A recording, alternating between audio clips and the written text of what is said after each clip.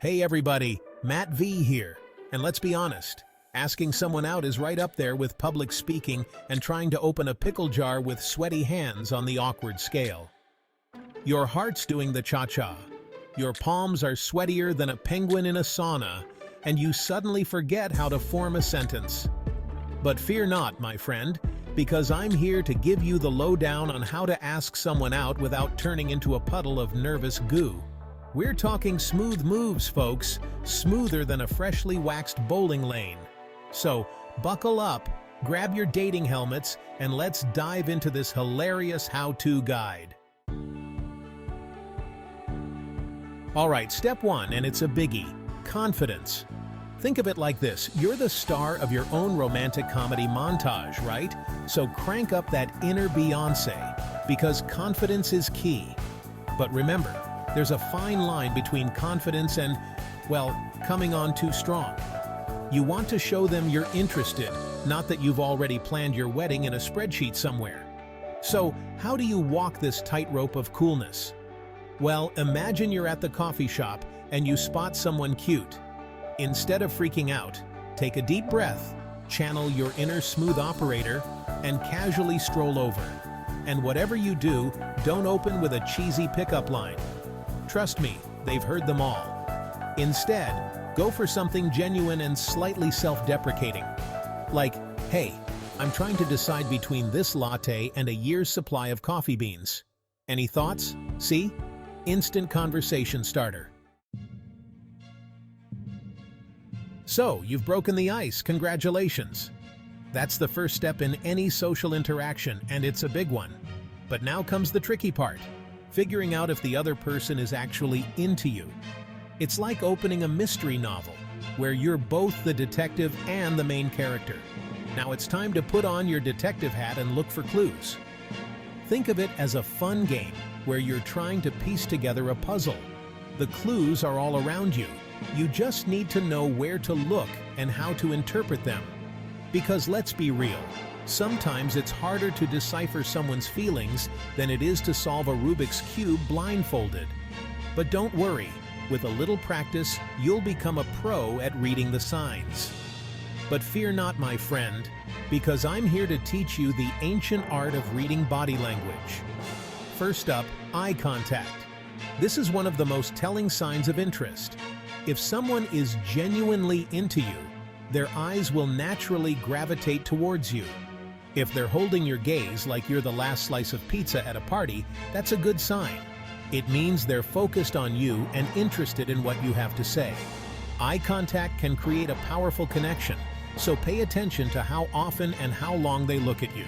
But if their eyes are darting around like a squirrel on an espresso binge, they might be looking for an escape route. This could indicate discomfort or disinterest.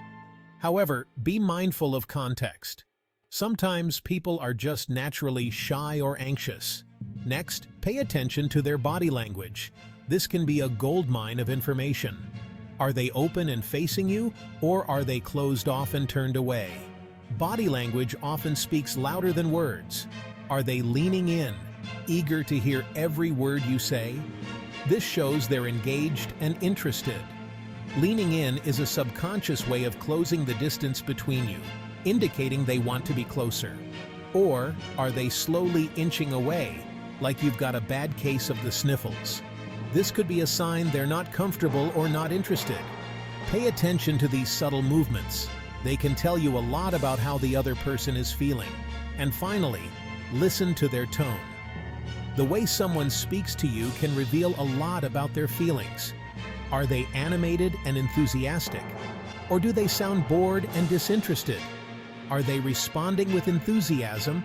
Or are their answers shorter than my attention span during a golf tournament? Enthusiastic responses indicate they're enjoying the conversation and want to keep it going. Remember, folks, dating is a two-way street. It's not just about whether they're into you, but also whether you're into them. Mutual interest is key to any successful relationship.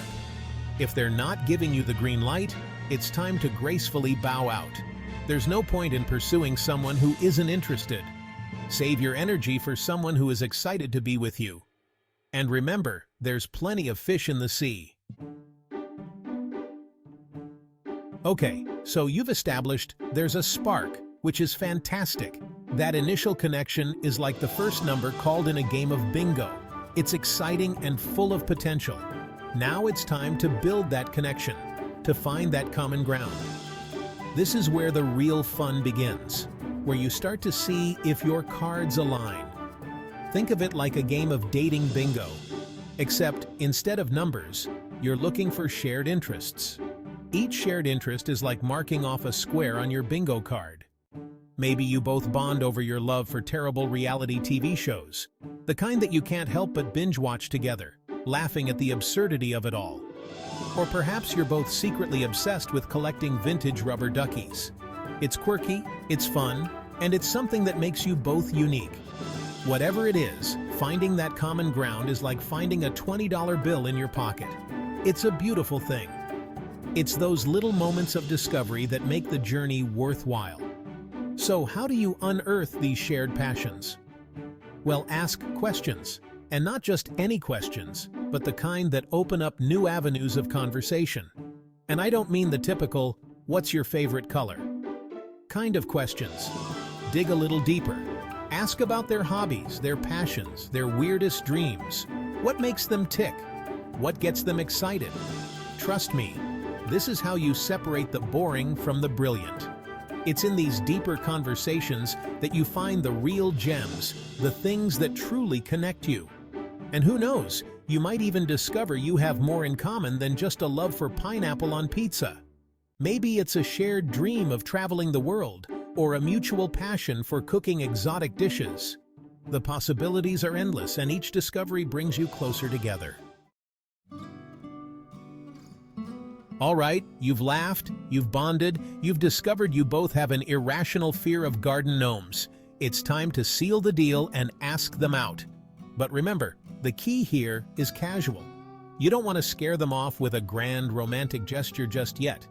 Instead, weave the invitation into the conversation organically. Let's say you're talking about your favorite local pizza place.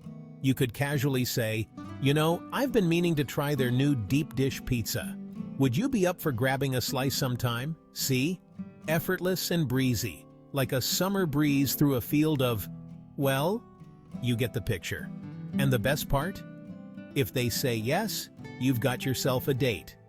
And if they say no, hey, at least you tried. Plus, you can always console yourself with a giant pizza. It's a win-win. Congratulations, you've officially landed a date. This is an exciting moment, and you should definitely take a moment to celebrate this small victory. Now the pressure is on to make sure it's not a complete disaster. First dates can be nerve-wracking, but they don't have to be. But don't worry, I've got your back. With a few simple tips, you can turn those nerves into excitement and make a great impression. My #1 tip for a successful first date? Keep it short and sweet. This approach takes the pressure off and makes the experience more enjoyable for both of you. Think of it like a first kiss. You want to leave them wanting more, not wondering when it's going to end. A brief, enjoyable date sets the stage for future encounters. So, skip the fancy 5-course meal and opt for something low-key and fun, like grabbing a coffee. A casual setting allows for easy conversation and less pressure. Going for a walk in the park, where you can enjoy the scenery and have a relaxed chat. Or maybe even hitting up a local arcade. Playing games together can break the ice and bring out your playful sides. The goal here is to have fun and get to know each other better. Shared activities create natural opportunities for conversation and connection. Not to impress them with your extensive knowledge of fine wines. Overly formal settings can sometimes feel stiff and uncomfortable. And remember, the most important thing is to be yourself. Authenticity is attractive and helps build a genuine connection. Because at the end of the day, you want them to like you for you, not for some persona you've created. Genuine moments are what make dates memorable, not some fake version of yourself you've created for the occasion. Trying too hard can come off as insincere and create unnecessary stress.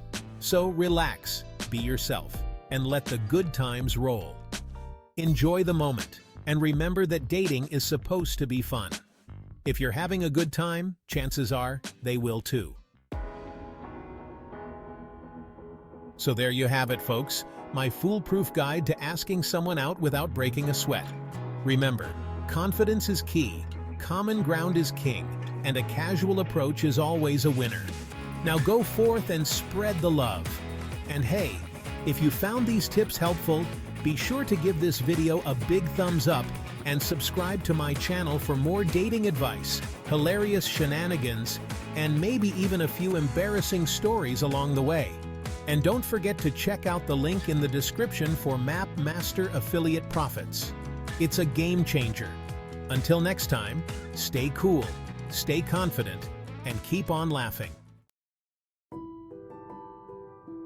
Hey, thanks for watching. If you enjoyed the video, don't forget to subscribe, like, and share with your friends.